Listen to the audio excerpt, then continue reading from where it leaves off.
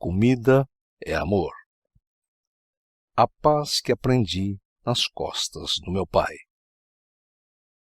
Eu vivi toda a minha vida pensando somente em uma coisa: um mundo de paz. Queria fazer um mundo onde os homens compartilhassem o amor, sem briga nem guerra. Sempre que falo assim, alguém diz: "Oh, como você pode falar que desde criança viveu pensando na paz?" Mas será que sonhar com um mundo pacífico é algo tão grande? Nasci no ano de 1920, durante a invasão do governo japonês no meu país. Mesmo depois da independência, essa terra continuou longe da paz, enfrentando dificuldades e tribulações como a guerra civil, a crise internacional, etc. Contudo, tal dor e confusão não se limitaram somente ao meu país. 2 guerras mundiais, a Guerra do Vietnã, conflitos no Oriente Médio e muitos outros. Pessoas odiando umas às outras, atirando umas nas outras e explodindo bombas. Talvez para aqueles que passaram pela terrível situação de ter suas carnes rasgadas e seus ossos quebrados, a palavra paz pareça uma ilusão, que só pode ser imaginada em sonho. Entretanto, a realização da paz não é uma tarefa tão difícil. Na verdade, é fácil encontrarmos a paz no nosso meio ambiente, no ar e nas pessoas. Quando criança, o campo era minha própria casa. Depois de tomar café bem rápido, saía de casa e brincava o dia inteiro nas montanhas e nos rios. Passeava dentro da floresta, onde viviam todos os tipos de pássaros e animais, me alimentando de plantas e frutas sem sentir fome o dia inteiro. Meu jovem coração se sentia confortável dentro da floresta. Muitas vezes, dormia nas montanhas depois de brincar até cansar. Então meu pai ia até a floresta me buscar. Yongmyung! Yongmyung! Ouvindo sua voz tão longe, meio sonolento, eu abri o sorriso muito feliz. Meu nome na infância era Yongmyung. Acordava com os chamados de meu pai, mas fingia que continuava dormindo, e era levado em suas costas. Naquele sentimento confortável, sem nenhuma preocupação, aquela era a paz. Assim, aprendi sobre a paz sendo carregado nas costas de meu pai. Amava a floresta porque dentro dela havia toda a paz do mundo. As vidas da floresta não brigam entre si. Claro que muitas vezes um come o outro, não por ódio, mas para sobreviver, por não haver outro jeito de matar a fome. Entre os passarinhos, entre os animais, entre as árvores, não há ódio. Somente eliminando o ódio conseguiremos a paz. Apenas os seres humanos têm ódio pela mesma espécie. Ódio por ser de nacionalidade diferente, por ter religião diferente, pelo outro ter um pensamento diferente. Até agora, visitei quase 200 países do mundo, mas foram poucos os lugares, logo que desci no aeroporto, que pude sentir: oh, aqui é verdadeiramente um lugar pacífico e seguro. Muitos desses locais estavam em plena guerra civil. Soldados armados vigiavam o aeroporto, vigiavam as ruas, e eu ouvia dia e noite o barulho dos disparos. Inúmeras vezes entrei num lugar para falar de paz e quase perdi minha vida pelo gatilho de uma arma. O mundo em que vivemos continua tendo guerras e conflitos, em maior ou menor escala. Milhões de pessoas no mundo passam fome, mas bilhões estão sendo gastos nas guerras. Se o dinheiro gasto em armas e bombas fosse economizado, certamente toda essa gente seria libertada do sofrimento da fome. Dediquei toda a minha vida para construir a ponte da paz entre nações que se odeiam e se consideram inimigas por causa de diferenças ideológicas e religiosas. Criei um lugar de encontro para haver a reconciliação entre islâmicos e cristãos.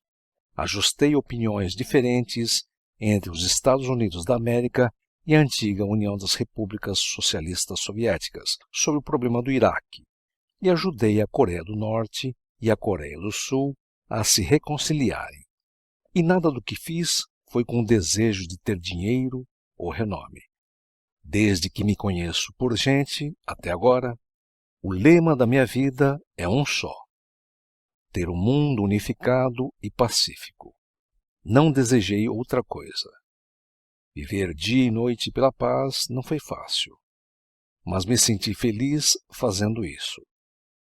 Na época da Guerra Fria, todos nós experimentamos a dor de um mundo dividido em dois por causa de ideologias opostas.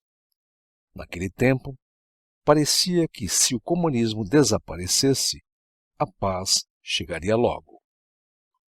Mas agora, depois do fim da Guerra Fria, surgiram mais conflitos. Devido ao racismo e aos conflitos religiosos, o mundo foi repartido em inúmeros pequenos pedaços. E não bastassem as fronteiras entre países vizinhos, até dentro do mesmo país há divisões de raça e religião, até divisões regionais. Dessa forma, pessoas separadas vivem como inimigas, sem querer abrir seus corações. Se refletirmos sobre a história humana, as guerras mais cruéis e terríveis não são guerras entre nações, mas sim entre raças diferentes. Quando a religião é colocada no meio, as guerras entre raças se tornam ainda mais cruéis. Na Guerra Civil da Bósnia, considerada o pior conflito racial do século XX, foi cometido o crime de limpeza étnica, com a execução de 7.000 muçulmanos, incluindo crianças. Todos devem se lembrar do ato terrorista de 11 de setembro, no qual os aviões derrubaram os 110 andares do World Trade Center, em Nova York.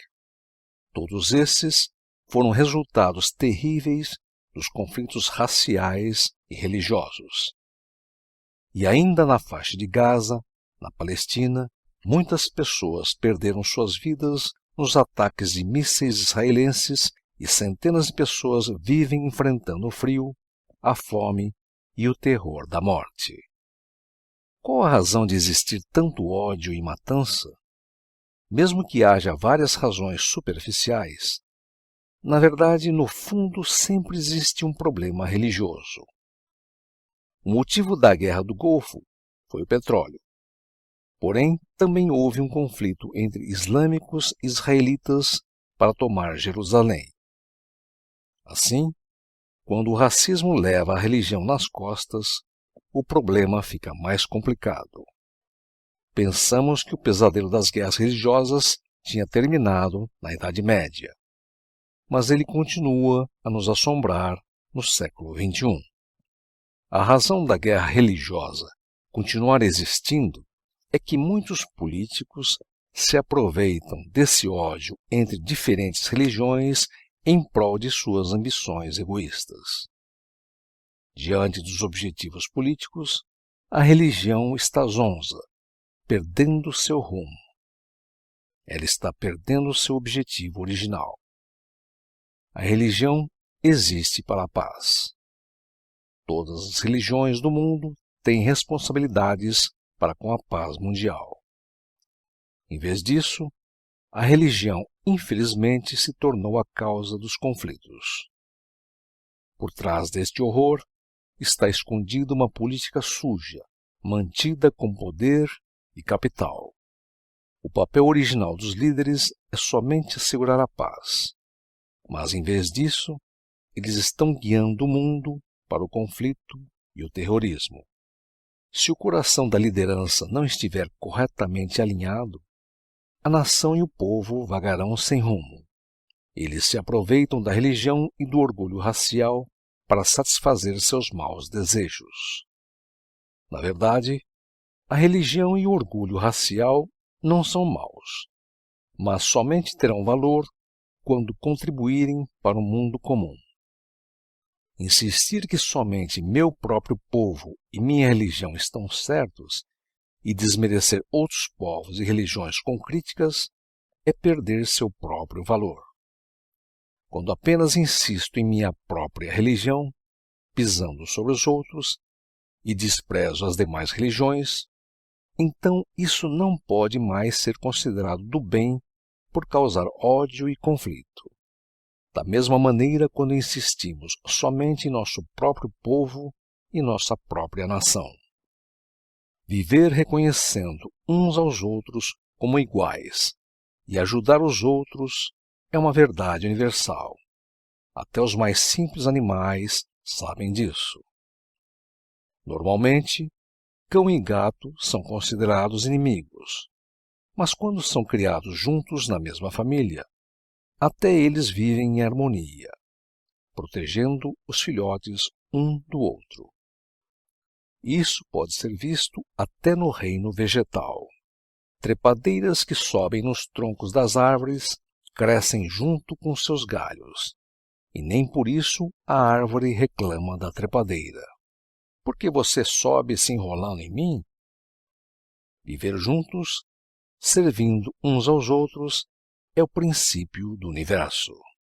Se nos desviarmos deste princípio, certamente seremos destruídos.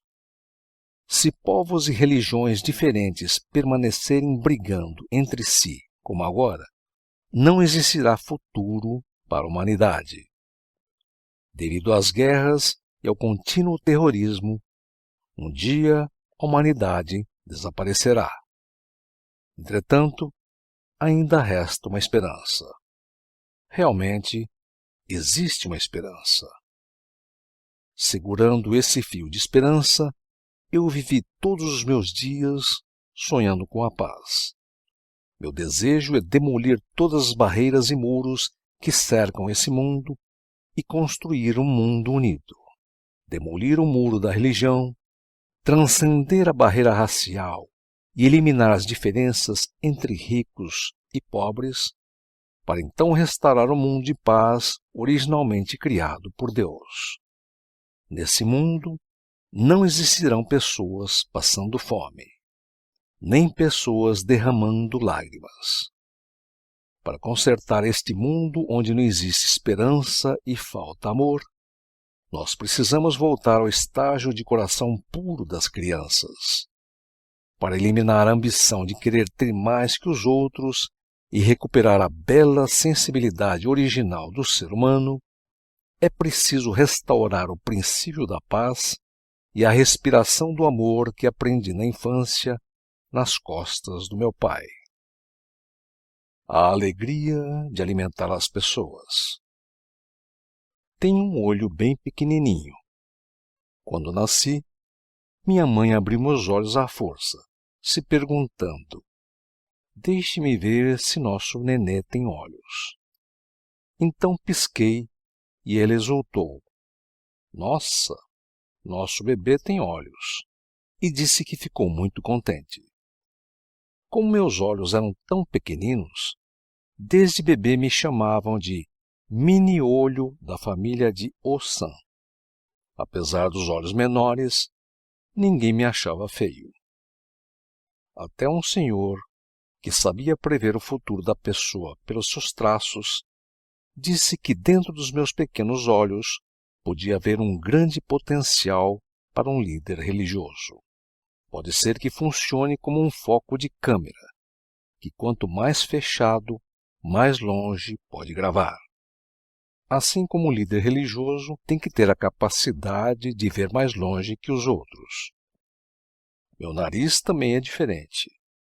À primeira vista, pode-se perceber que sou muito teimoso e não ouço ninguém. Esse vidente não falou isso sem fundamento. porque olhando para o meu passado, posso sentir que talvez eu tenha sido feito para levar esse estilo de vida.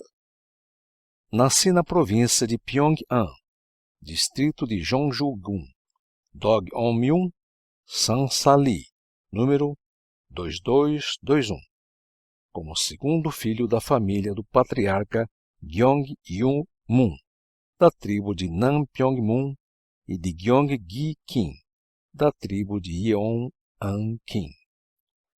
Meu aniversário é no dia 6 de janeiro de 1920 do calendário lunar, um ano depois do movimento da independência. Nota de rodapé 1. O movimento de independência Sam-il, também conhecido como a Marcha de Independência Sam-il, foi um dos eventos mais marcantes ocorridos na península, clamando pela independência da Coreia em tempos difíceis de dominação japonesa. Foi um dos mais significativos atos na história da humanidade, que levou a conhecimento do mundo todo o grandioso patriotismo, coragem e altivez do povo coreano. O nome refere-se justamente à data inicial do evento, 1º de março de 1919. Minha família mudou-se para Sangsali no tempo do meu bisavô. Ele trabalhava numa lavoura de milhares de sacas e, pessoalmente, ergueu sua família com árduo trabalho, sem nunca beber nem fumar, pois com o dinheiro economizado podia servir mais pessoas que precisavam de comida. Meu bisavô se sentia bem com esse estilo de vida. Quando ele morreu, deixou-nos um legado. Se alimentares toda a nação, receberás as bênçãos de toda a nação. E assim nossa casa estava sempre cheia. Até na vila vizinha, sabiam que, se você chegar na casa Amun daquela vila, pode comer de graça. Era minha mãe quem servia muito bem aquelas pessoas, fazendo esse trabalho sem nunca reclamar. Meu bisavô sempre foi diligente, não descansava sequer por um momento, e até nos intervalos de trabalho ele fazia sapatos de palha para vender na feira. Com a idade avançada, ele comprou vários patos e os soltou orando. Por favor, abençoem nossos futuros descendentes. E também convidou um professor para ensinar caligrafia para os jovens da vila no quarto de visitas, sem cobrar nada, de maneira que os habitantes da vila o homenagearam com o título de Song-ok e chamavam a nossa casa de Casa que Atrai a Fortuna. Porém, depois da sua morte, quando eu ainda era criança, toda aquela fortuna acabou e nossa situação financeira passou a ser de sobrevivência. Ainda assim, a tradição da família de alimentar primeiro os outros continuou, mesmo que nossa própria família não tivesse o que comer. Por causa dessa tradição, logo que dei meus primeiros passos, aprendi a dar comida aos outros.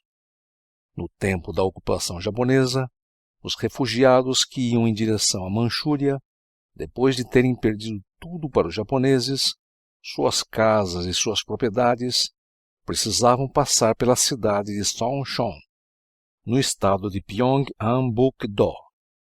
Como nossa casa ficava na beira da estrada que levava para Sonchon, todos que iam para a Manchúria passavam na nossa frente. Minha mãe sempre dava de comer às pessoas de toda a Coreia que passavam pela nossa porta.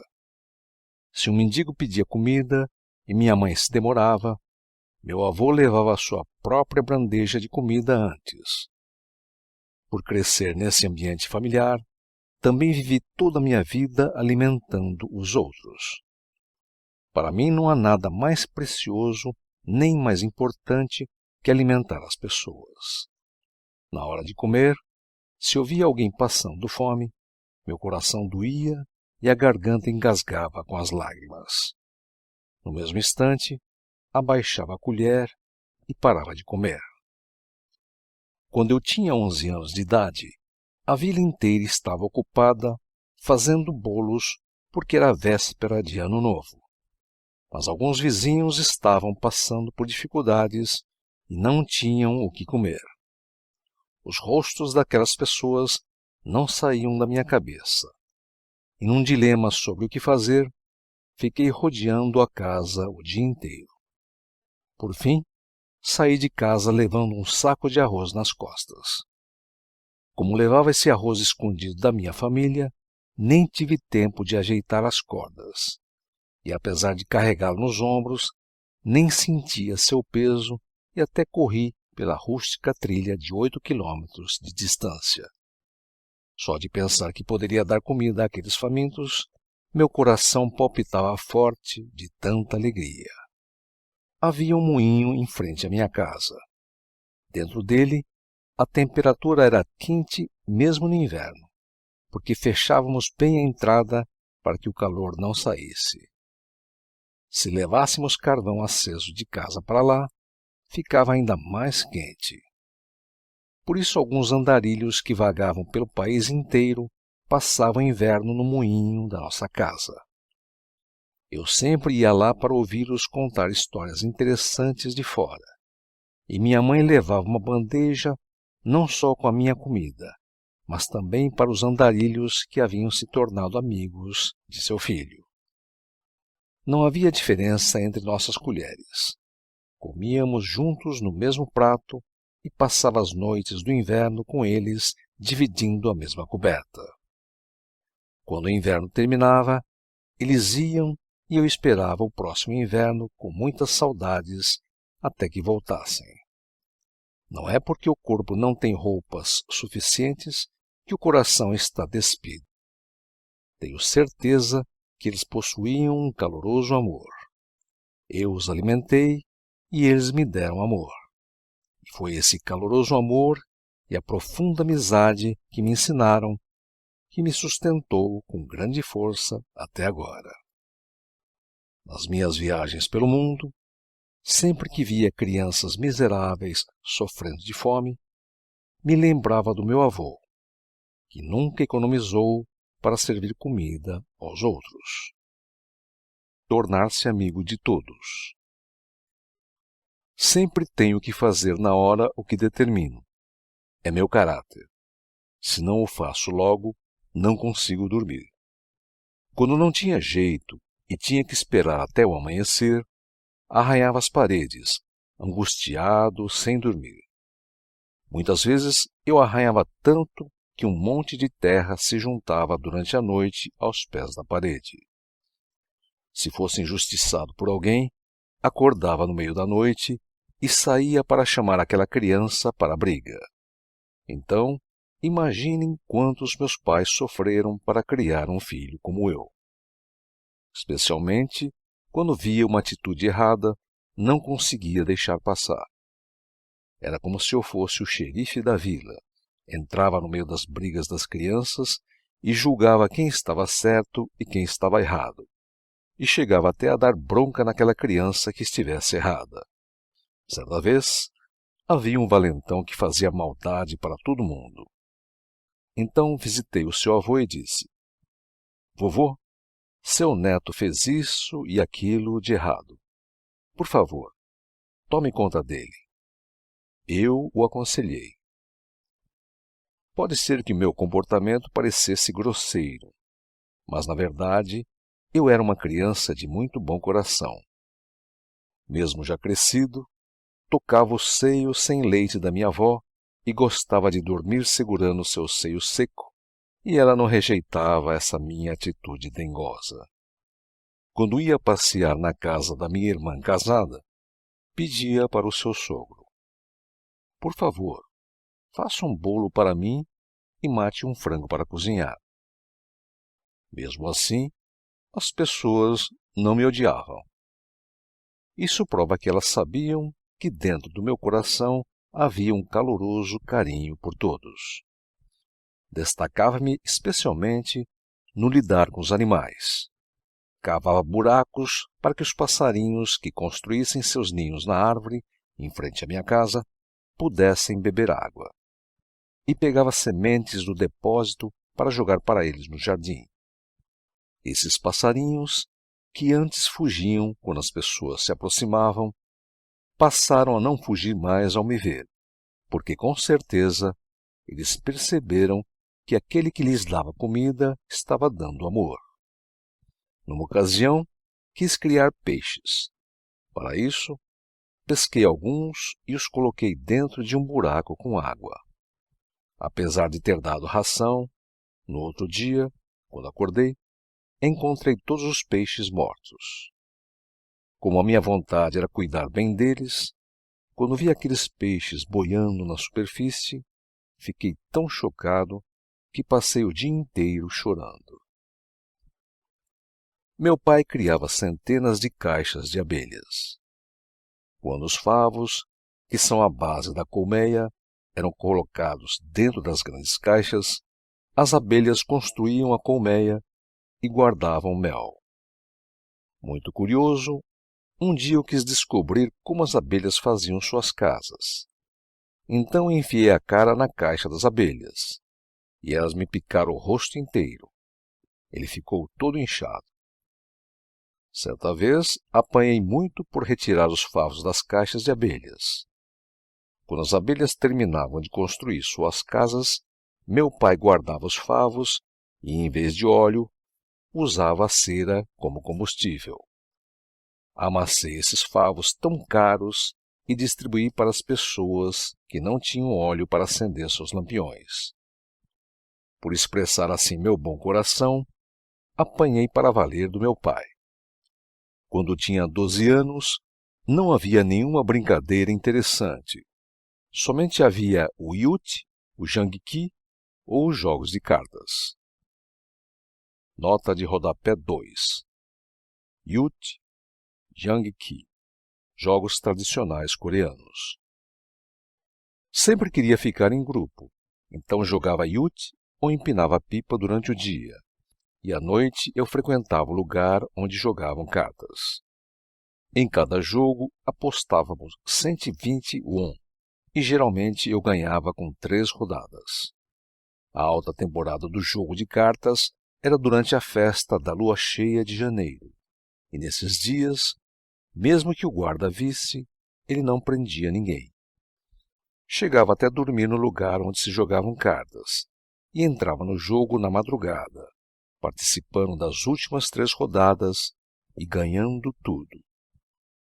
Com o dinheiro ganho no jogo, comprava um balde de doces e distribuía para todas as crianças da vila. Eu, definitivamente, não usava aquele dinheiro ganho só para mim, nem para fazer coisas erradas. Sempre que meus cunhados visitavam a minha casa, pegava dinheiro à vontade da carteira deles, porque já tinha autorização para isso. E com o dinheiro dos meus cunhados, comprava balas e doces para dar às crianças carentes. Em todo lugar existem ricos e pobres. Ao ver que meus amigos pobres traziam painço cozido em suas marmitas, eu não conseguia comer a minha marmita de arroz. Então trocava com eles e comia a sua comida. Eu era mais íntimo das crianças mais pobres, que não conseguiam se alimentar bem, do que das crianças fortes de famílias ricas, e procurava alguma forma para acabar com a fome delas.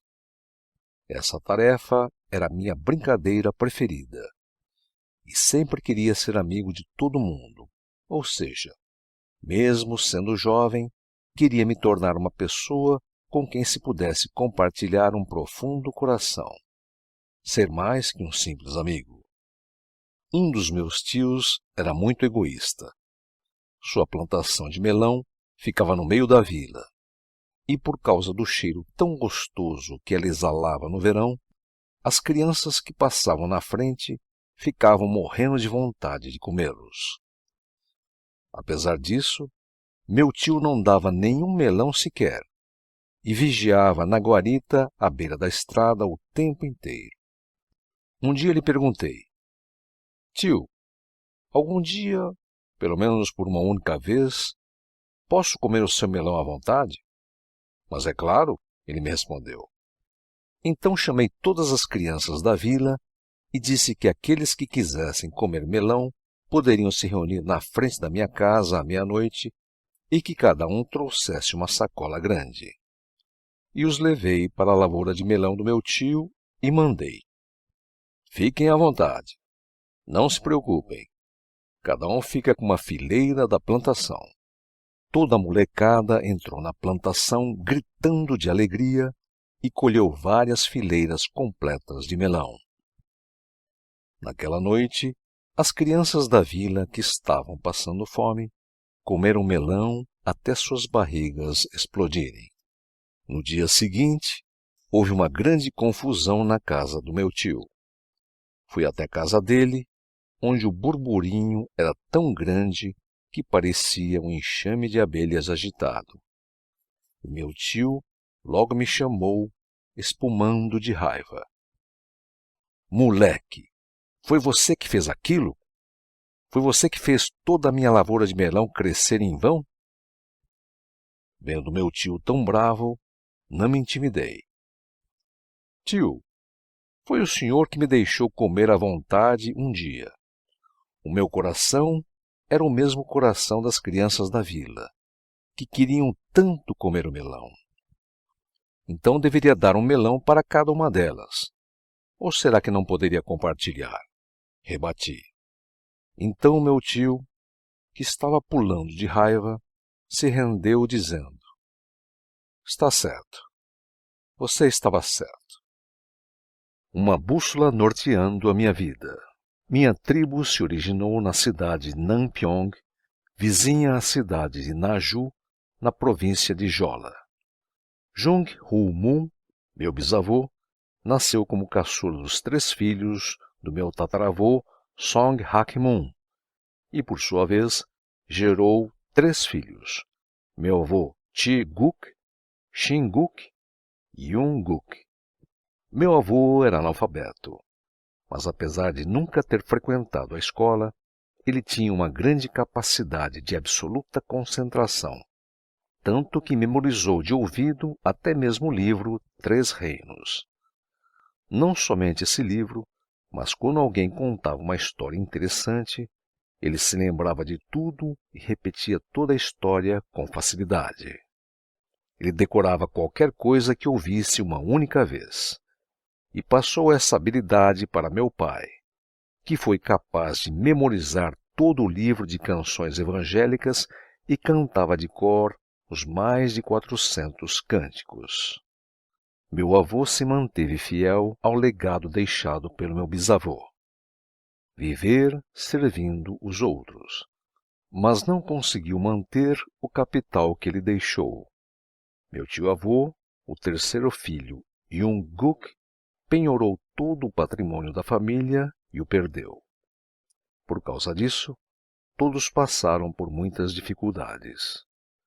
Contudo, meu avô nunca reclamou de seu irmão, porque meu tio-avô Yun Guk não tinha perdido dinheiro jogando cartas, mas tinha penhorado toda a propriedade da família como garantia para emprestar dinheiro para mandar ao governo separatista coreano em Xangai. Naquele tempo, 70.000 won era muito dinheiro, e meu tio-avô Yun Guk deu toda essa quantia para o movimento da independência. Meu tio Yun Guk era um pastor formado pela Faculdade de Teologia de Pyongyang e fazia parte da elite da época. Ele falava inglês e tinha um profundo conhecimento sobre os ensinamentos da tradição chinesa. Ele tinha sido pastor principal de 3 igrejas, incluindo a igreja Dokheung, de Dokyeomyeon, e formulou, junto com o mestre Nam Song Choi, a proclamação de independência Kimi. Entretanto, como havia 3 representantes da igreja Dokheung entre os 16 cristãos que participavam do comitê, ele saiu voluntariamente da lista de representantes do povo. Quando o fez, o honorável professor Nan Gangseung Lee, fundador da escola de Osan, segurou as 2 mãos de meu tio-avô Yun Guk em lágrimas e pediu que ele desse continuidade ao trabalho caso o movimento fracassasse. De volta à sua terra natal, meu tio Jung-guk imprimiu milhares de bandeiras coreanas e distribuiu para aqueles que estavam na rua para gritarem Mansei. E no dia 8 de março daquele ano, ele reuniu milhares de pessoas, entre as quais 4.000 cidadãos comuns, 2.000 estudantes, 3.000 membros de várias religiões e professores da escola Osan de Jongju-gun, incluindo o diretor, e comandou a passeata de independência com gritos de Mansei no monte atrás do escritório do distrito de Aipo. Ele foi preso e recebeu pena de 2 anos. No ano seguinte, enquanto cumpria sua pena na prisão de Uiju, ele foi libertado pela anistia. Porém, devido à enorme perseguição da polícia japonesa, ele não podia permanecer no mesmo lugar, e por isso vivia como fugitivo, sempre se mudando. O corpo do meu tio-avô tinha uma profunda cicatriz de torturas sofridas dos militares japoneses, um buraco resultante do corte de uma lança de bambu. Ele nunca se curvou, apesar de ter sido apunhalado nas 2 pernas e na cintura com a lança de bambu bem afiada. Como ele não se rendia nem às terríveis torturas, tentaram suborná-lo com a posição de representante regional do governo japonês, com a condição de não participar mais do movimento da independência. Quando o fizeram, meu tio deu uma bronca neles. Vocês acham que eu iria assumir um cargo público em um governo de ladrões como vocês? Quando eu tinha 7 ou 8 anos de idade, ocorreu um episódio. Meu tio-avô estava há algum tempo na minha casa, e os revolucionários do movimento da independência o visitaram para pedir auxílio econômico, depois de terem caminhado à noite através da espessa neve. Meu pai, preocupado com meus irmãos, que já tinham adormecido, cobriu nossos rostos com o cobertor. Como eu tinha perdido o sono, deitado de olhos bem abertos sob o cobertor, tentei ouvir o que os adultos conversavam. Naquela noite, minha mãe matou frangos e fez macarrão para os visitantes. Prendendo a respiração debaixo da coberta que meu pai tinha posto sobre nós, ouvi as palavras de meu tio-avô Jung-guk, palavras que ainda permanecem vivas nos meus ouvidos. Ele dizia: morrer para a nação é uma bênção. E também, agora nós estamos vendo apenas escuridão, mas com certeza em breve chegará a alvorada.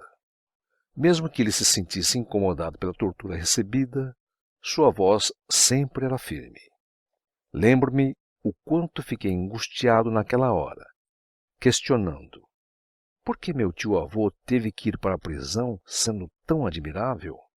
Se nós fôssemos mais fortes que o Japão, isso não aconteceria. Meu tio vivia longe de casa, sem poder se comunicar conosco por estar fugindo da perseguição da polícia japonesa. Foi somente em 1965, em Seul, que eu tive notícias dele. Ele apareceu em sonho para meu primo mais novo e falou: eu fui enterrado na terra de Jungsun, na província Gangwon. Procuramos o local de acordo com o endereço recebido no sonho e descobrimos: já havia passado 9 anos desde a sua morte. Naquele lugar restava apenas um túmulo coberto de mato. Retirei os restos mortais de meu tio-avô Jung-guk e o enterrei em Paju, na província Gyeonggi. O que aconteceu foi que, após a independência, os comunistas mataram pastores e revolucionários ligados ao movimento, sem nenhuma distinção. Para não dar problemas para a família, meu tio-avô Jung-guk atravessou o paralelo 38 e foi para Jongsun, fugindo dos comunistas, mas nenhum de nós sabia disso.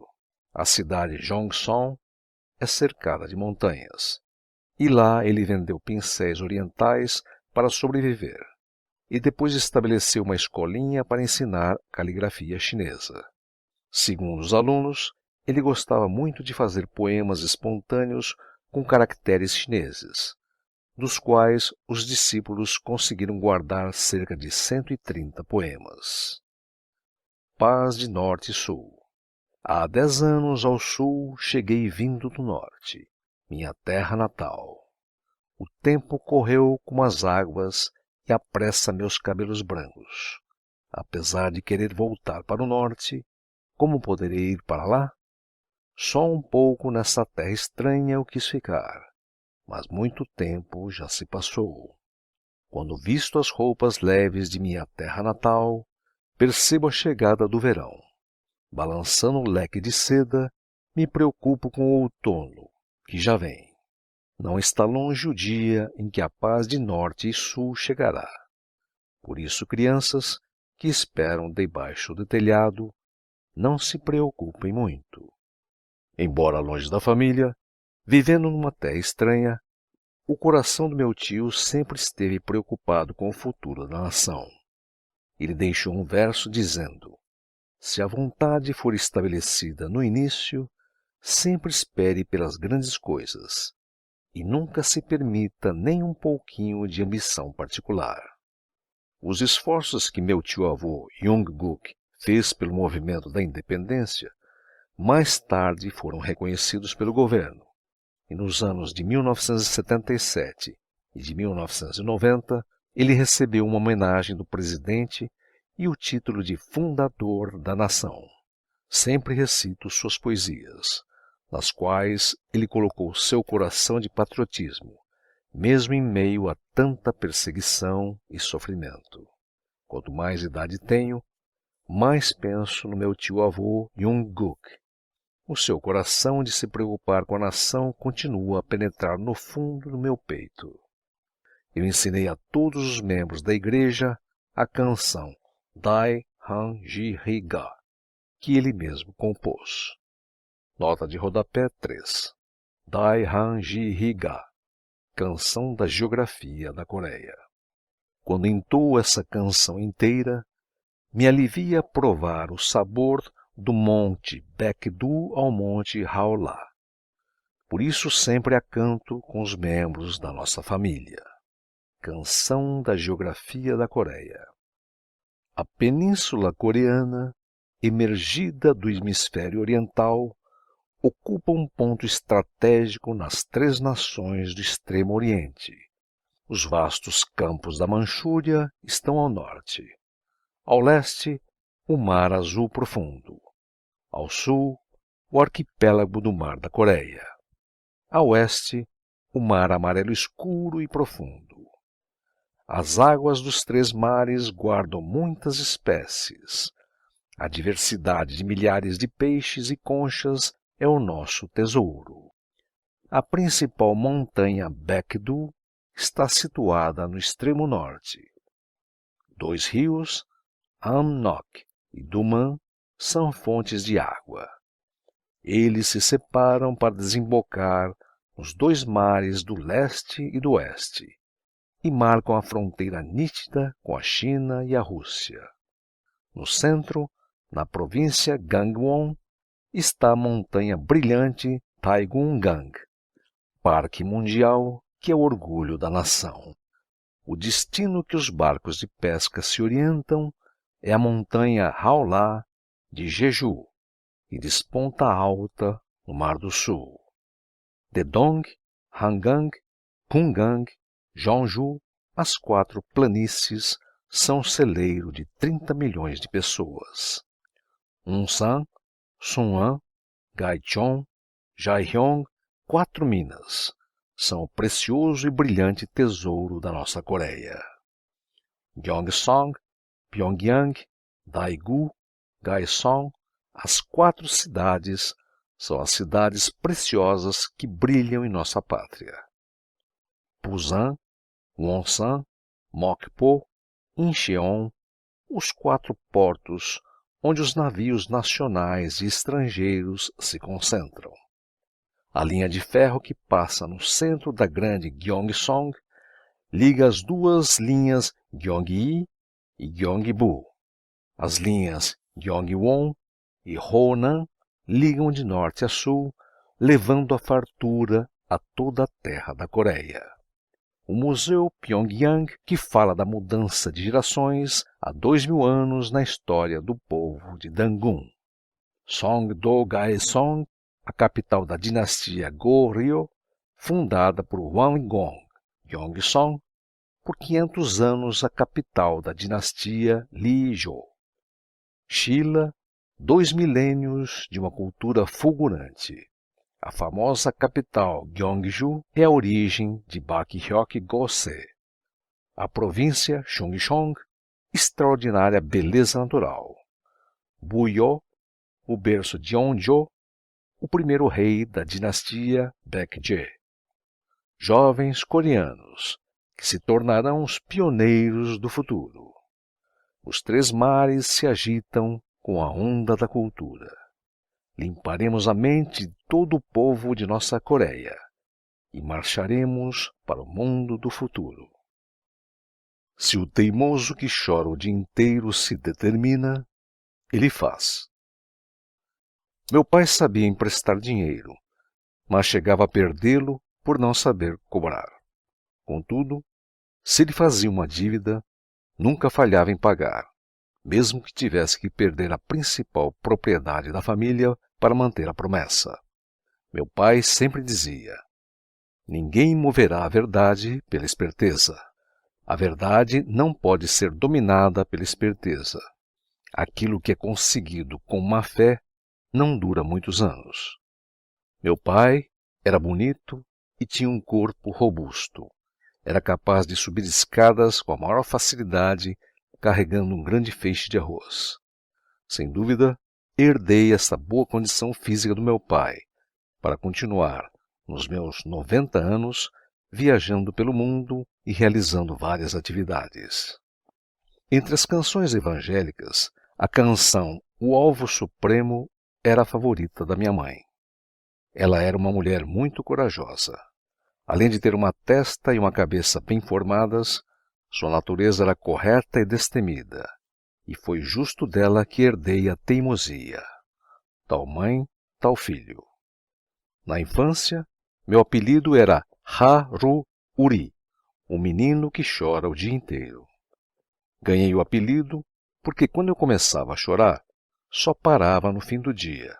Se abrisse o berro uma vez, era como se tivesse acontecido uma grande catástrofe. Chorava tão alto que até as pessoas que estavam dormindo acordavam e saíam de suas casas para ver o que se passava. Eu não chorava só sentado. Fazia escândalo, pulando alto dentro do quarto, me debatendo até cortar todo o meu corpo e manchar as paredes de sangue. Desde a infância, minha natureza era assim terrível. Se decidisse uma vez, nunca mudava de opinião. Mesmo que meus ossos fossem quebrados, nunca cedia. É claro que isso tudo aconteceu antes de ter noção da vida. Mesmo que estivesse errado, quando a minha mãe me repreendia, eu retrucava: Não, não é assim não. Podia resolver tudo com um único pedido de desculpas, mas não soltava essa palavra nem morto. A natureza da minha mãe também era muito forte. Então ela me batia muito, dizendo: Onde já se viu os pais pedirem para falar e não fazer? Uma vez apanhei tanto que até caí desmaiado. Ainda assim, não cedi.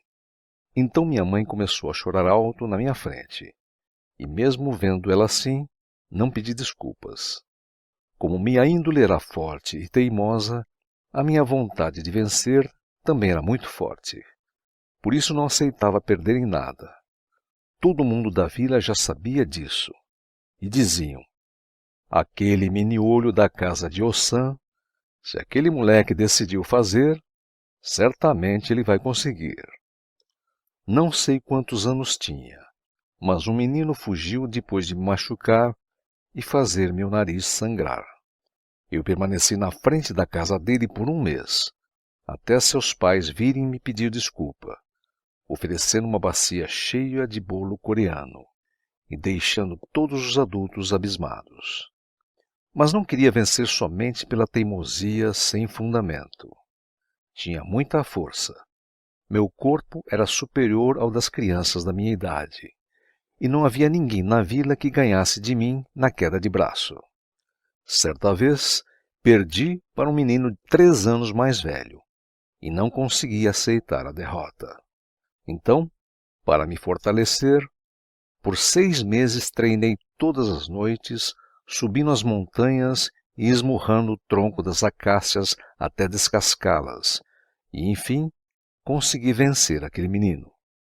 A minha família tem um histórico de ter muitos filhos. Quando nasci, já tinha um irmão e 6 irmãs mais velhas. Ficava muito feliz por ter muitos irmãos, e além de irmãos, tinha primos e primas de 2º grau. Se juntássemos todos, poderíamos fazer qualquer coisa. Mas agora, com o passar do tempo, parece que só eu sobrei neste mundo. Passei rapidamente pela Coreia do Norte em 1991.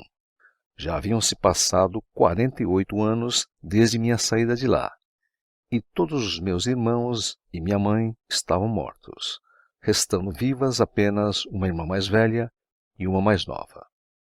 Minha irmã mais velha, que cuidara de mim, como minha mãe, quando era pequeno, se transformara numa avó de mais de 70 anos. E o rosto daquela minha irmã mais nova, que era tão bonitinho, estava cheio de rugas, com mais de 60 anos de idade. Quando era criança, eu a provocava. Ryo-son, seu marido vai ser um homem com um olho defeituoso. Então eu fugia e minha irmã vinha correndo atrás de mim e com sua pequena mão batia nas minhas costas. O quê? Como você pode saber disso? Quando tinha 18 anos, Ryo-son foi ver a possibilidade de um casamento e tinha como mediadora uma tia da parte da minha mãe.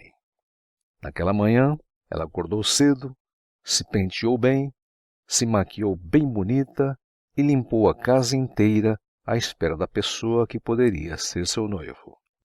Então brinquei com ela de novo, dizendo: Ryo-son, você quer tanto assim se casar? E sob a maquiagem, seu rosto enrubesceu e eu percebi como ela era bonita. Já se passaram mais de 10 anos desde a minha visita à Coreia do Norte e agora soube que minha irmã mais velha, que tanto chorou quando me viu, já morreu. Minha irmã mais nova ficou sozinha. E só de pensar nelas, sinto tanta dor que é como se meu coração fosse sumir. Tinha a habilidade manual de fazer meias e roupas de tricô. No inverno, fazia gorros de tricô. Fazia-os tão bem, melhor que as mulheres, que até ensinava tricô para as minhas irmãs mais velhas. Cheguei a fazer um lenço de lã para Ryo-son. Eu gostava de costurar com a minha mão, grossa igual a pata de um urso, e fazia roupas íntimas para mim mesmo. Pegava a peça de algodão, dobrava pela metade e riscava o desenho, cortava e costurava, e servia certinho em mim. Um dia fiz uma sapatilha para minha mãe, e ela ficou tão contente que exclamou: Oh, pensava que meu segundo filho estava brincando, mas serviu tão bem no meu pé. Depois da Ryo-son, havia mais 4 irmãos mais novos. Minha mãe teve 13 filhos, mas 5 morreram antes dela. Imagine quanto o coração da minha mãe deve ter queimado de dor. Nossa família não tinha dinheiro suficiente. Por isso, minha mãe teve que trabalhar muito para sustentar tantos filhos. Naquela época, para realizar o casamento dos filhos, era preciso tecer algodão. O algodão tirado do pé era colocado na roca. No dialeto da região Pyongyang-do, isso era chamado de token-i. Com uma medida de 20 fios unidos, ela fazia 12 ou 13 peças de tecidos. Para cada casamento, as grossas e calejadas mãos de minha mãe confeccionavam macios e belos tecidos de algodão. Suas mãos eram tão rápidas que, enquanto outras confeccionavam 3 ou 4 token-i por dia, ela fazia de 10 a 20. Para os casamentos das minhas irmãs, ela precisava tecer tão rápido que em um dia fazia um rolo inteiro de tecido. Ela terminava prontamente qualquer coisa que decidisse fazer. Por ter herdado essa natureza apressada da minha mãe, também faço tudo com uma velocidade muito rápida. Desde pequeno, eu como bem qualquer coisa. Gostava de milho, comia bem pepinos e batata crua. Até soja crua gostava de comer. A casa de minha avó materna ficava a uns 8 quilômetros da nossa. E quando perguntei o que era uma trepadeira que crescia no campo, ela me disse que era jiguá. Naquela vila, as pessoas chamavam a batata doce de jiguá, e eles arrancaram e me deram bastante dessa batata cozida. Era tão gostosa, comi uma bacia inteira de batata doce. Nos anos seguintes, na época da colheita da batata doce, ia à casa da minha avó a cada 3 dias. Dizia para minha mãe: "Mamãe, vou sair, mas volto logo." E corria essa distância de 8 quilômetros. Chegava lá, comia a batata doce cozida e voltava para casa.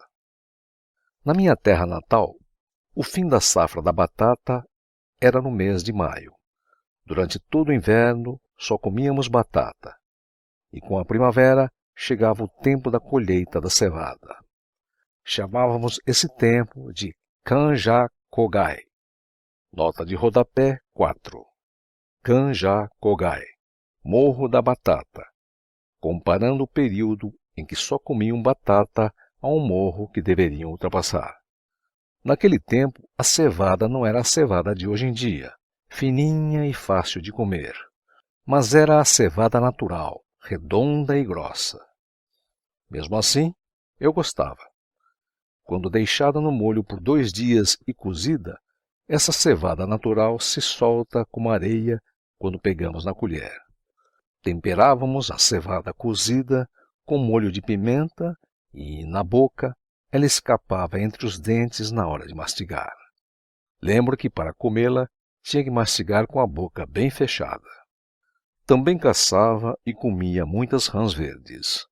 No passado, no interior, quando uma criança pegava catapora ou emagrecia muito com alguma doença, dava-se carne de rã.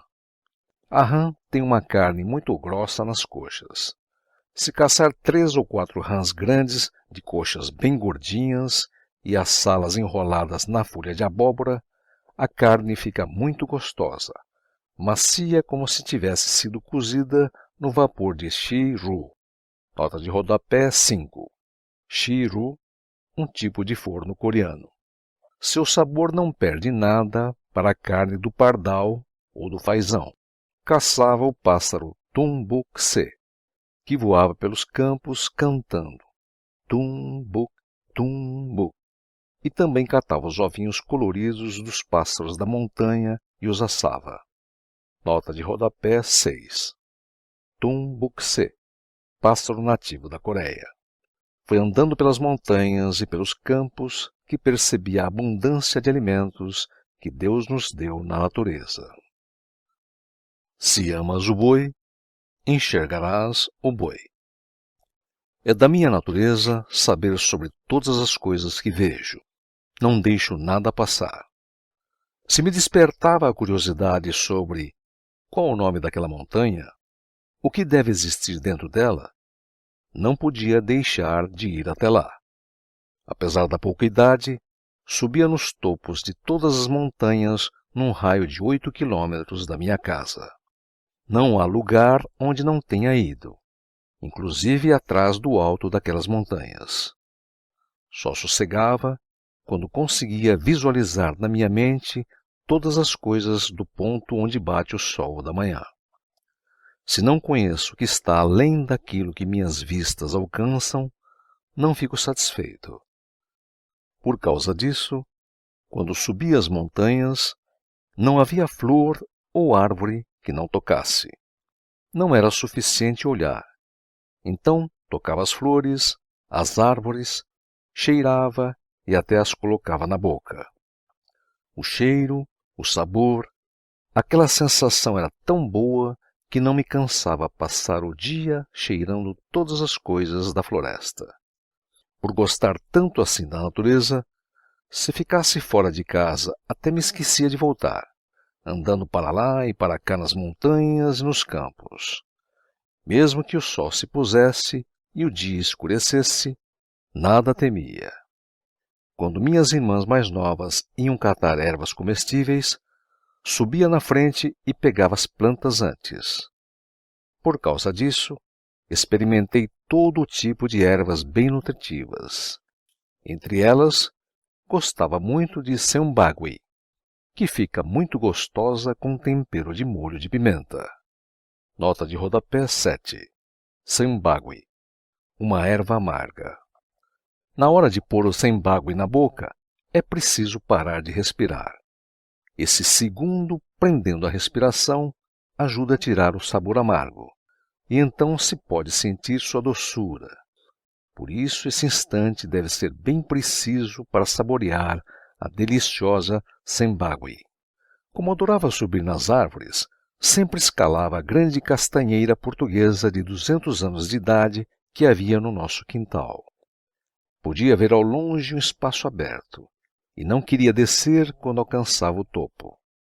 Muitas vezes, ficava lá em cima até tarde da noite e minha irmã, com idade logo acima de mim, ficava acordada e fazia um escândalo dizendo que era perigoso. Yong-myung, desça, por favor. Já está muito tarde. Vamos entrar e dormir. Se sentir sono, posso dormir aqui. E permanecia sentado no galho da castanheira, sem ligar para o chamado dela. Então, minha irmã mais velha, já brava por me esperar, gritava: Moleque, seu macaco, desce logo daí. O meu signo é o macaco. Deve ser por isso mesmo que gostava tanto de subir nas árvores. Na época das castanhas amadurecerem, pulava no meio dos galhos quebrados, chacoalhando as cascas para o cacho de castanhas cair na terra. E me divertia muito com essa brincadeira.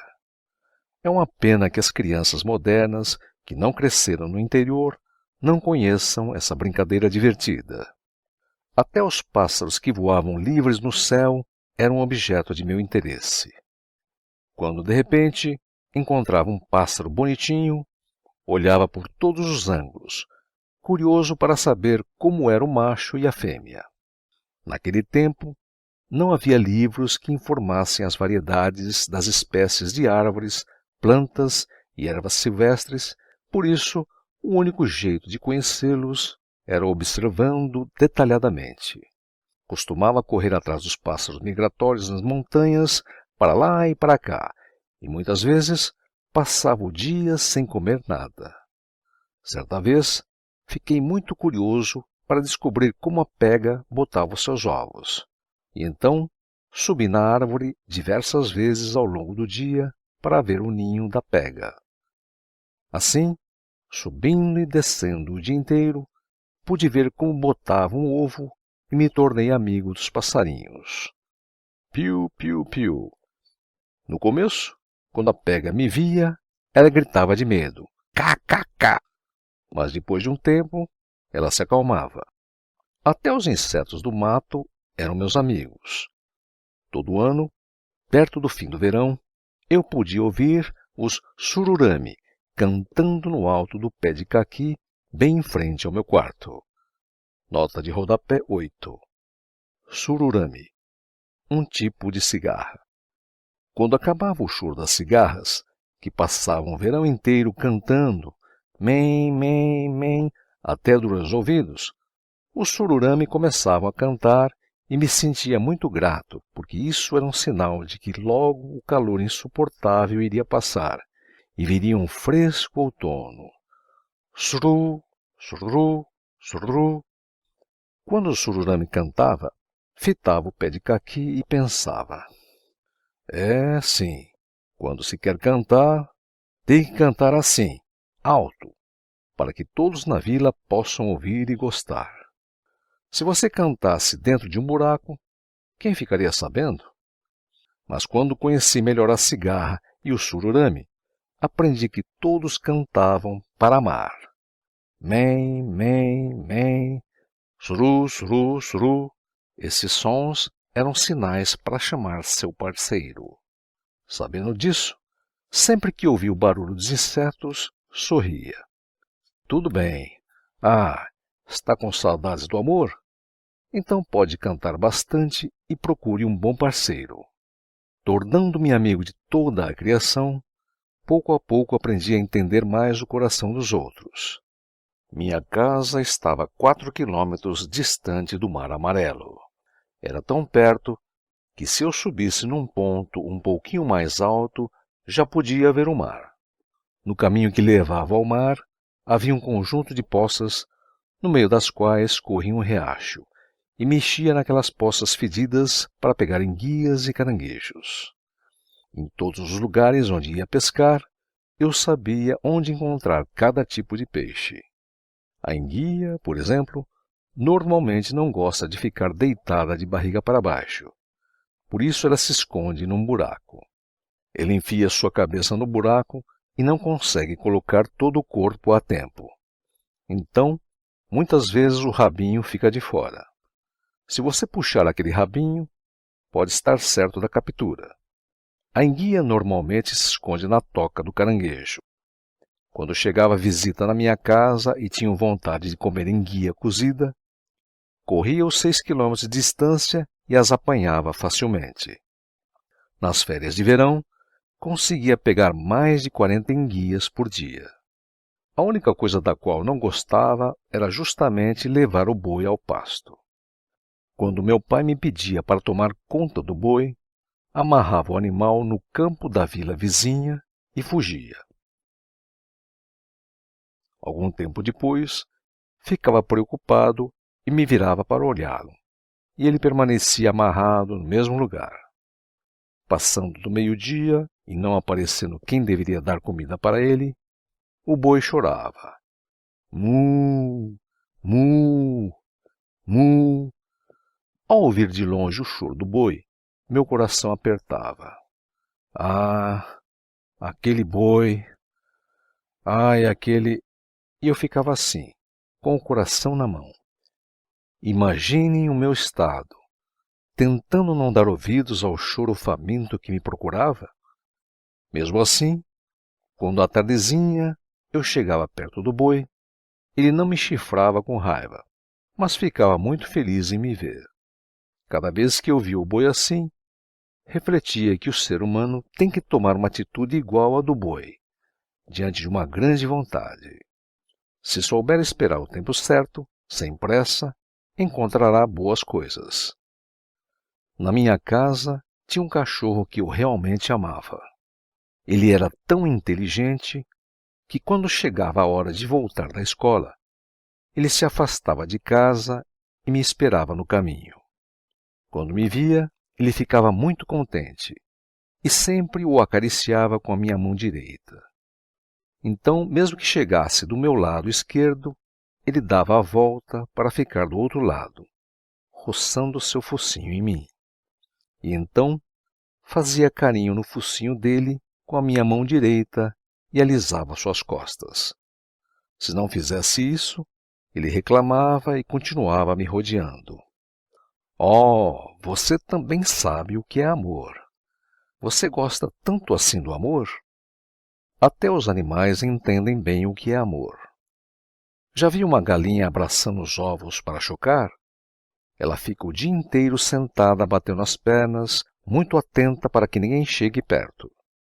Mesmo sabendo que a galinha não gostava, eu sempre entrava no galinheiro. Quando me enfiava no galinheiro, a galinha ficava brava.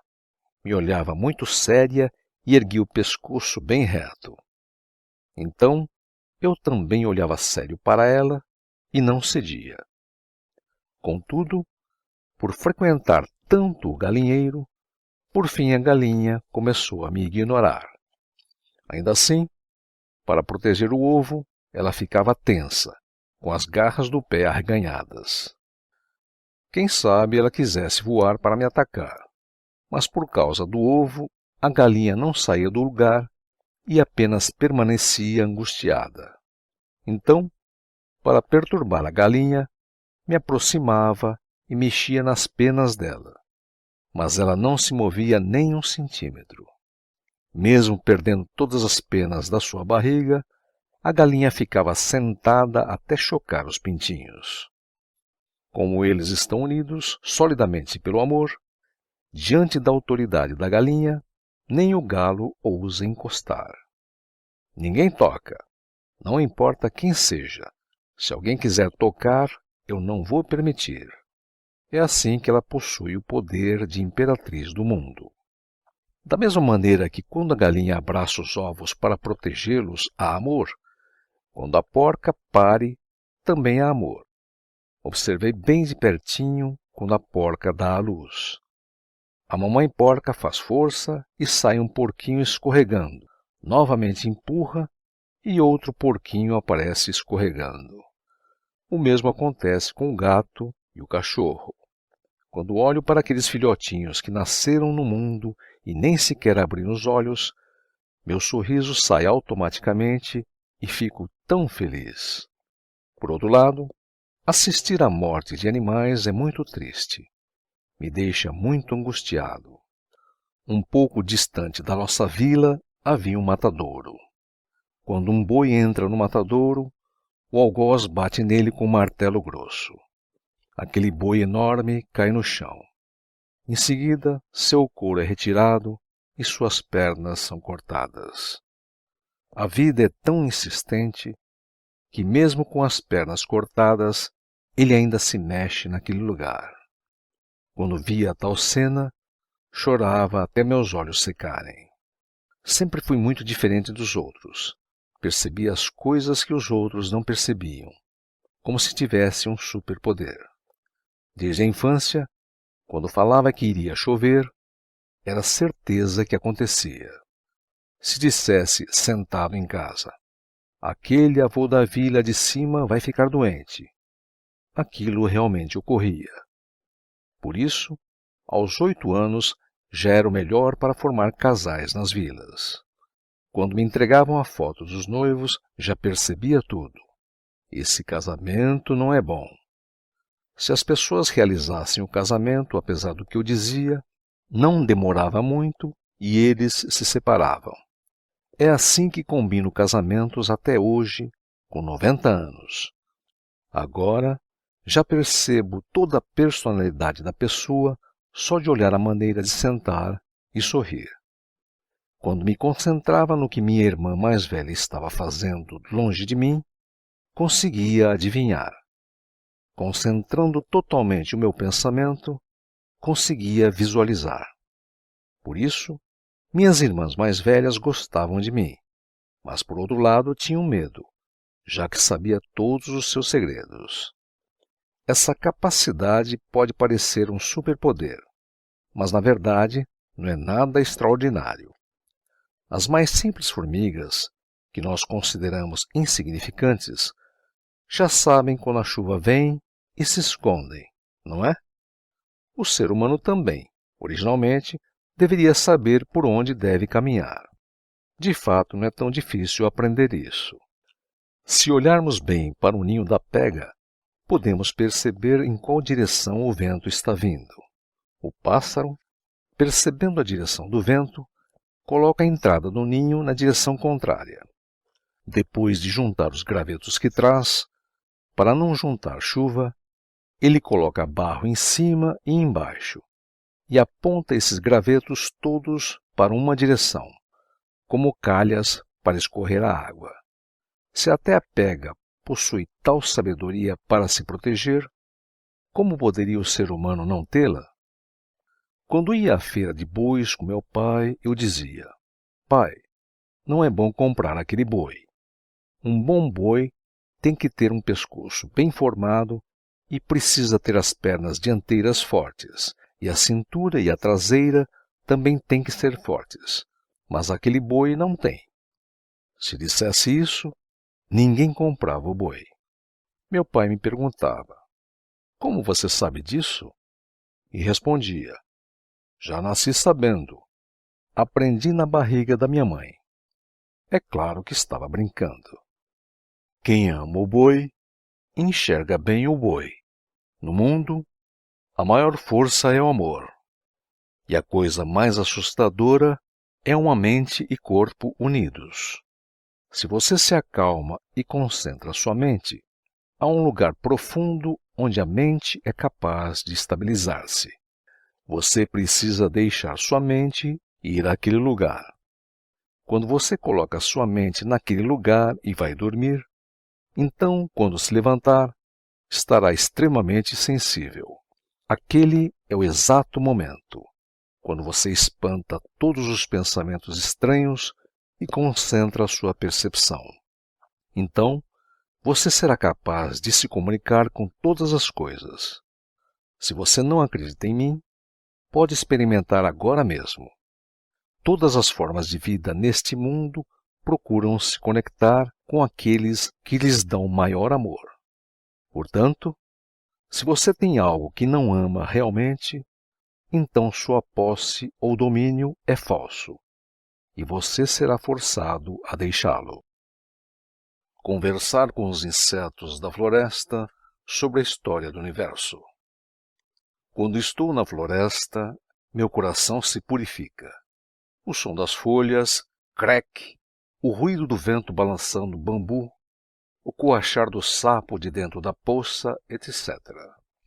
Não há nada além do som da natureza e não surge nenhum pensamento fútil. Aqui, esvazie o seu coração e abrace a natureza com todo o seu corpo.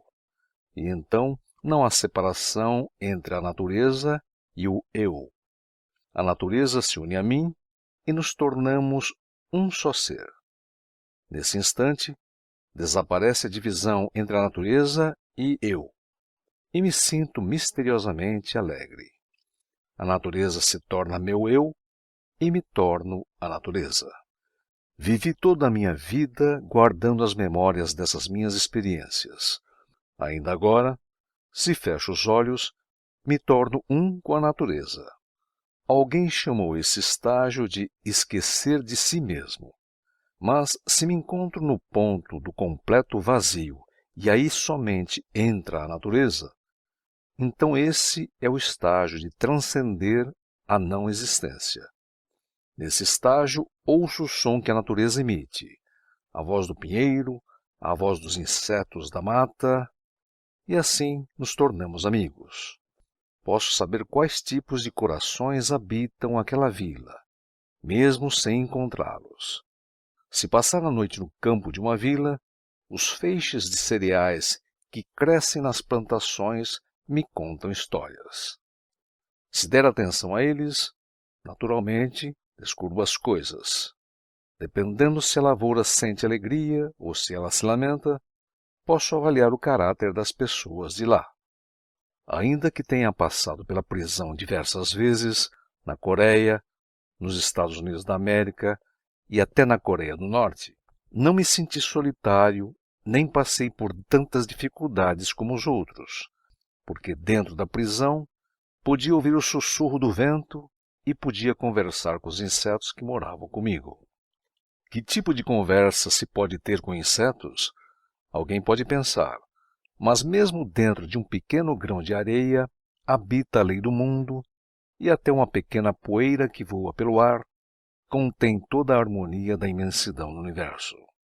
Todas as coisas que existem ao nosso redor surgiram através da junção de forças integradas que superam a nossa imaginação, forças que estão ligadas umas às outras em uma íntima relação.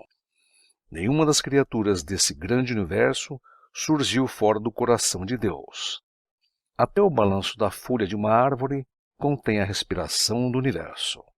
Esta preciosa capacidade de me comunicar com a voz da natureza me foi dada como um presente quando ainda era criança e corria pelos campos e montanhas.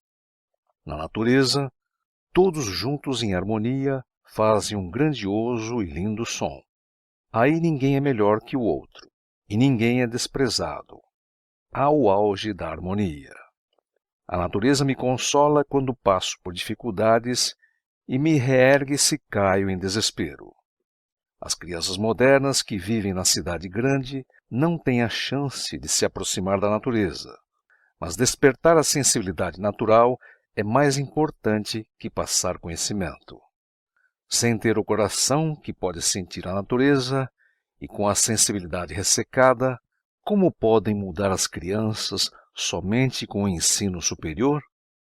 Se apenas recolhem o conhecimento espalhado aqui e acolá, só podem formar individualistas e produzir adoradores da matéria. Devemos sentir a diferença da chuva da primavera, que cai sussurrando, e da sonoridade da chuva do outono. Somente aquele que consegue sentir felicidade no diálogo com a natureza poderá se tornar um homem de bom caráter. O dente de leão da beira da estrada é mais precioso que todo o ouro do mundo. É preciso adquirir o coração de amor à natureza e à humanidade, pois aquele que não ama nem a natureza nem o ser humano não será capaz de amar a Deus. A criação de Deus é a sua manifestação simbólica e o ser humano é a sua semelhança substancial. Assim, somente aquele que sabe amar a criação pode amar a Deus. Japoneses, voltem logo para sua terra. Apesar de viver andando pelos campos e montanhas, nem tudo era só brincadeira. Ajudava meu irmão mais velho na lavoura com muito zelo. No interior, cada estação exige muitas tarefas. É preciso arar as terras e semear. Os cuidados com a terra para o cultivo do painço são muito difíceis. Depois de semear pelo menos 3 vezes, é preciso manter a terra bem cuidada. Era extremamente difícil. Cada dia de trabalho me deixava com muita dor nas costas. Quando plantamos a batata doce no barro, ela fica sem sabor. Então, para colher a batata bem doce, 1/3 da terra deve ser misturada com areia. Quando cultivamos o milho, o melhor adubo são fezes humanas secas. Por isso, esfarelávamos as fezes com as mãos. Ajudando na lavoura, aprendi como fazer um bom plantio da soja, do milho, em qual tipo de terra a soja e o feijão devem ser plantados. Nesse sentido, sou o maior dos lavradores. A província Pyongyang foi um dos primeiros lugares a receber a tradição cristã. Por isso, nas décadas de 30 e 40, as terras para cultivo já tinham sido bem alinhadas. Quando plantávamos as mudas de arroz, dividíamos uma fileira em 12 divisões e então 2 pessoas assumiam 6 partes cada uma na semeadura. Depois, quando vim para a Coreia do Sul, vi uma maneira bem diferente de se plantar arroz. Dezenas de pessoas amarravam uma corda e se alinhavam semeando todos juntos para lá e para cá. Eu achei aquilo tão desorganizado. Abria 2 palmos de distância entre as pernas e plantava a muda de arroz rapidamente. Trabalhando apenas no tempo do plantio, me ajudava a pagar as mensalidades da escola. Quando eu tinha 10 anos, meu pai me levou ao Jeoban, o lugar de estudo da vila. Uma das tarefas lá era ler uma folha do livro. Concentrando por meia hora, decorava e recitava todo o conteúdo para o professor. Então acabava o meu estudo daquele dia. Na hora do almoço, enquanto o velho mestre tirava um cochilo, eu saía do Jeoban e ia para a montanha e para o campo. Quanto mais eu frequentava a montanha, mais eu sabia onde encontrar ervas comestíveis, e assim conseguia mais coisas para comer, substituindo uma refeição. Então, por que almoçar e jantar? A partir daquele tempo, passei a não almoçar mais em casa. Frequentando o Jeoban, aprendi o Hanja, a caligrafia chinesa, através da leitura de Non-O e Maeng-ja. Nota de rodapé 9. Non-O é um livro sobre Confúcio. Maeng-ja é um livro chinês sobre ensinamentos. É por isso que tenho uma boa caligrafia. Graças a ela, desde os meus 12 anos, no Jeoban, substituí o professor na hora de escrever as letras para as outras crianças copiarem. Entretanto, Preferia frequentar a escola moderna que o Jeoban, porque sentia que estávamos atrasados. Enquanto a gente apenas estudava o ensinamento do passado de Confúcio e Maeng-ja, os outros estavam até criando aviões. E eu pensava, assim não dá. No mês de abril, meu pai já tinha pagado adiantado a mensalidade do ano inteiro. E mesmo sabendo disso, decidi parar de ir ao Jeoban e tentei convencer meu pai. Também convenci meu avô e até um tio. Naquela época, para eu entrar no ensino fundamental em uma escola moderna, eu precisava passar por uma prova de transferência e tinha que estudar em um curso preparatório. Cheguei a convencer meu primo mais novo. Entrei no preparatório Wongbong e comecei a estudar para a prova que me permitiria entrar numa escola moderna de ensino fundamental. No ano seguinte, com 14 anos, fiz a prova de transferência e consegui entrar na terceira série da escola de Osan. Embora estivesse atrasado em comparação com as outras crianças, como tinha boas notas, pude pular para a quinta série. A escola ficava a 8 quilômetros da minha casa, mas não faltei sequer um dia e conseguia chegar a pé antes da aula começar. Por cada morro que eu passava, outras crianças estavam me esperando. E enquanto eu caminhava com passos rápidos, meus colegas me seguiam correndo. Nosso caminho era uma perigosa trilha, onde de vez em quando aparecia o tigre de Pyongyang-do. A escola Osan foi fundada pelo mestre Seong-hoon Lee, que era membro do movimento da independência. Por isso não havia aula de japonês e era proibido falar a língua dentro da escola. Mas discordava disso. Achava que somente conhecendo bem o inimigo poderíamos vencê-lo. Então fiz outra prova e me transferi para a quarta série da escola pública de Jeongju. Nas escolas públicas só se ensinava em japonês. E na noite antes do primeiro dia de aula, eu só tinha decorado o alfabeto japonês katakana e o hiragana.